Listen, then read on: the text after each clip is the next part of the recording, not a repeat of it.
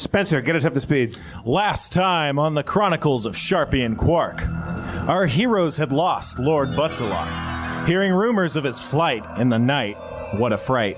Sharpie openly lamented the lack of his party's tracking ability. Just then they realized an expert tracker had been following them all along. Conveniently, the Kenine Mulrain was standing nearby, and united the party struck out in search of Sharpie's father. They immediately lost the trail, and in a dark moment of desperation, Sharpie managed to tap into forbidden blood magic, casting a spell in the hopes of divining the location of his father. Compulsively following the evil spell's pull, our heroes came upon what appeared to be a Knoll encampment. They hid in the bushes, deciding how to proceed. Unpause. So we've come upon a Knoll camp, and now I have to... Like, there's no actors playing my father. Yeah, we were going to have an actor. Don't worry about father. It. I got this covered, you guys. These are the fruits of my desperate efforts to plan things. All right, so we're here at a camp, a Knoll camp. Oh, thanks for thank you. Are these good Knolls or bad Knolls, Spencer? Do we know? You do not know. Because we helped kill some bad Knolls, correct? You did kill some Knolls, yes. Yes, definitely. and so are these the black skull cap Knolls or the white bones Knolls? You were outside an encampment of Knolls of undetermined tribe. You're a good distance off. You can see several dwellings made of interlocking bones of massive proportions, perhaps from the skeletons of dragons, or perhaps a titanic frog. From the center of the circular park of huts rises smoke, and you can smell the scent of burning meat from even here. Oh, Sharpie, I'm hungry. The meat. I care not for danger. Let's drive headlong towards the smell of burning frog. I mean, this is a whole camp, and you know, I'm so drunk. We killed a bunch of bad Knolls. These got to be good Knolls. Let's just go in there. Because their insignia is different. I don't know. How close can we get without being seen, Spencer? I'd say you're about as close as you could get without being seen. Okay, I examine their compound. What do I see? You see several bone huts, stretched together by animal hides. You don't manage to see any people, but you do see smoke rising from the encampment. I have the power to talk to small animals, do I not? Correct. I summon a squirrel. Whoa! What? Jesus! Yeah. Are there any? That was a quantum leap forward in your D&D confidence. I talked to Spencer earlier about my 6 weeks prior. like for I don't know what the fuck's going on. I summon a squirrel.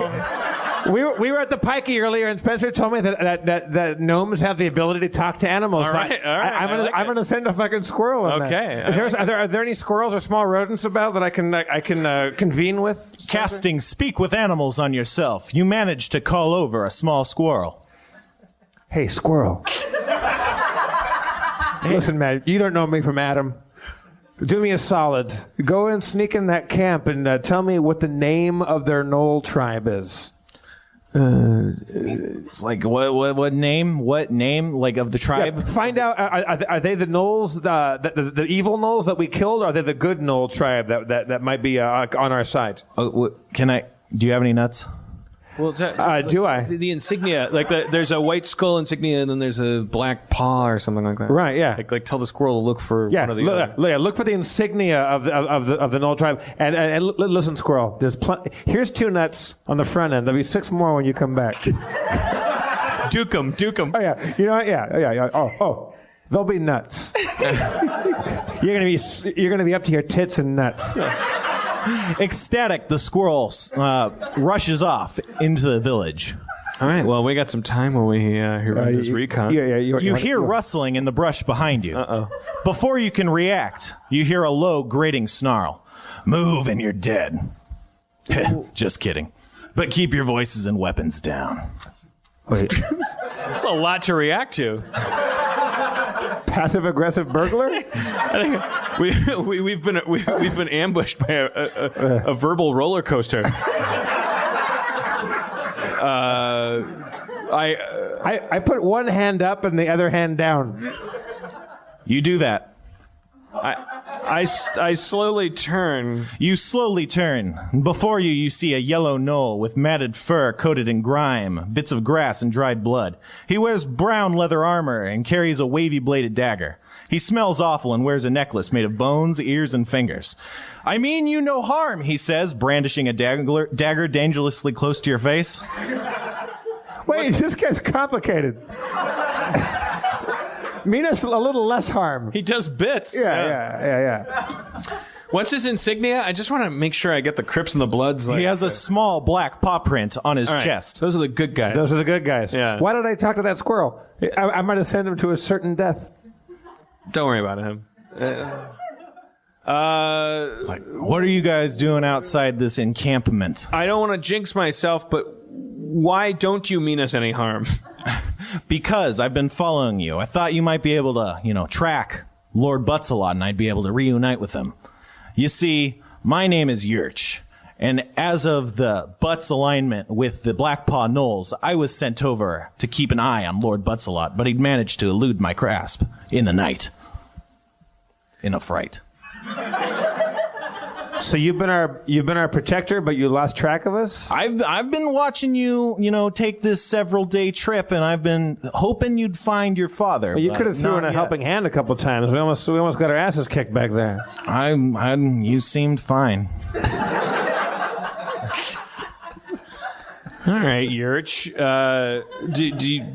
Yurch, is my dad in this camp? Are we in danger? I don't know. Your guess is as good as mine. I thought you knew where you were going. You're a Blackpaw, right? That's definitely true, but they left us out of some of these negotiations, and when he left with those warriors in the night, we had no clue where he was going. I take my sword out and put it towards the back of our new friend or possibly foe, and I say, well, let's walk you in first, and let's find out if this is a friendly camp or not. Jesus. Yeah, no.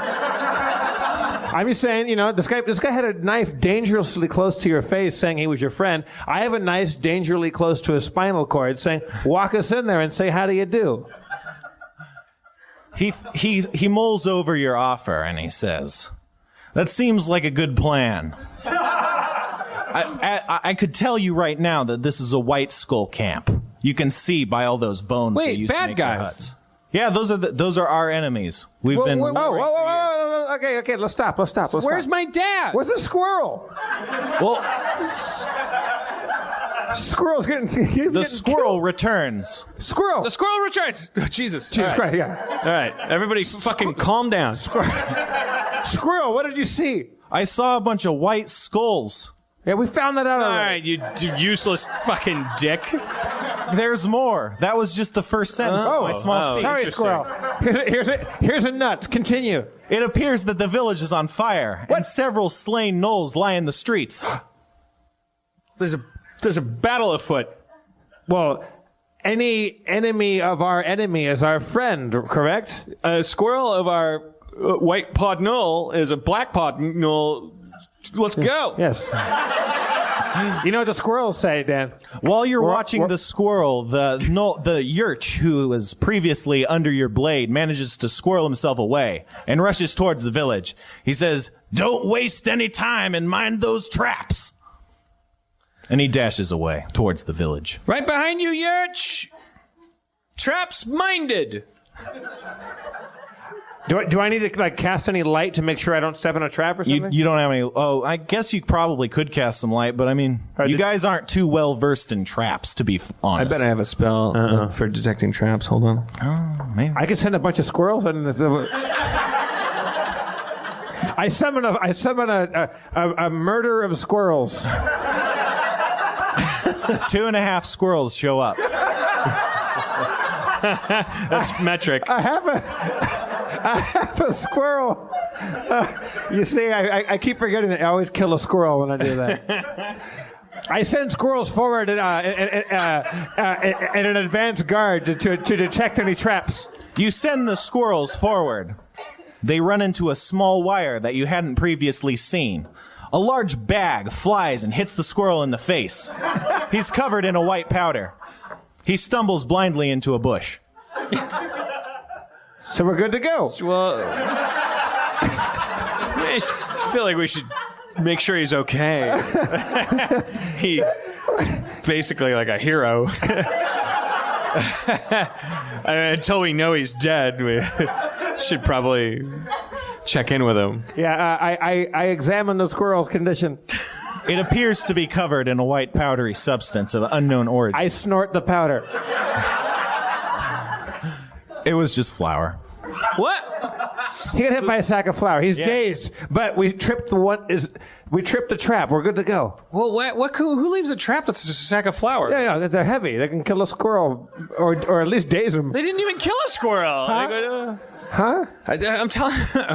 All right, Use your magic. Can't you send a hawk over there or something? we follow Urich. You follow Yurch towards the We follow village. Robert Urich. As you're running towards the village, you feel the ground under you give way. Ah, shit. You fall in a pit. No! No! You fall about 30 feet into a deep, dank, dark pit. You both take 4 falling damage. That's nothing. I have the power to heal light wounds, don't I? I don't think so. Don't I? Pretty sure I do. I have a spell that says negate normal pits. Circle of protection pits. That wasn't funny. Don't mind me. What about, is it too late to use Uncanny Dodge? Whatever the fuck that is? Unfortunately, Uncanny Dodge does not affect pits. It's more of a it's gravity actually just thing. an alternative rock band from the 90s. They were great. And by 90s, you mean the 90s. Like this is like 0090. Yeah. Right, because it's D&D time. In the darkness, you can barely make out your friends. Motherfucker. As your eyes adjust, you can see a lightly colored ring on the floor on the opposite sides of the pit. It looks like rope. Next to you is a skeleton. It appears to have a small pouch wedged in its ribcage. The skeleton has a pouch wedged in his ribcage? Someone has wedged a pouch into the skeleton's ribcage. But does it Chester Copper Pot. 20%. Not me. Goonies. Oh, Edward. shit, yeah. Okay, so there's a ring that looks like rope. Yeah, Right? that's what I heard too. You're in the dark. So that sounds like a trap, right? Yeah, that sounds like a the great skeleton way. guy. Yeah. tells no Are there tales. any squirrels in this pit? There are no squirrels in this pit. Oh, damn it. He's got a pouch. Let's check out the pouch. You grab the pouch. Well, I look at the pouch. You look at the pouch. It's dark. It appears to be brown. Is it a turd? You don't know that it's not. I smell it. It doesn't smell like a turd. It could be old, though. Just, hey, Sharpie, stop smelling the pouch and pick it up. I pluck the pouch from the skeleton's. It appears to be full of some sort of dust or powder. Let's check it. Like, what does it look like? The I powder? snort the It looks powder. like a powder. You snort the powder? Yes? Uh-oh. Can't take you anywhere. You take 1 damage. You feel your insides being wrung out a little bit. Oops, don't snort that. It's not good. Who was gonna snort it? No one in this realm snorts things by default. I'm a barbarian. You feel very thirsty. It's, you got any water? You do. Give him some water. He appreciates the beverage. It's Macaulay Culkin and Monster now. So, all right. So you said there was a ring that looked like a rope. What? Yeah, it's really dark. You guys can barely see. And see, there's a light-colored ring on the floor. Well, I probably have some kind of light spell, don't I? Probably, yeah. I think you have light. You might have a torch in your inventory. I want to do something fancy Do something fancy. with my magic. You have burning hands. It's pretty flashy. No. Yeah, he does have dancing lights. Okay, I cast dancing lights. You make several dancing lights hover and float in the air. You see, it is very clearly a rope, but there seems to be a shimmering border in a cubical fashion around it.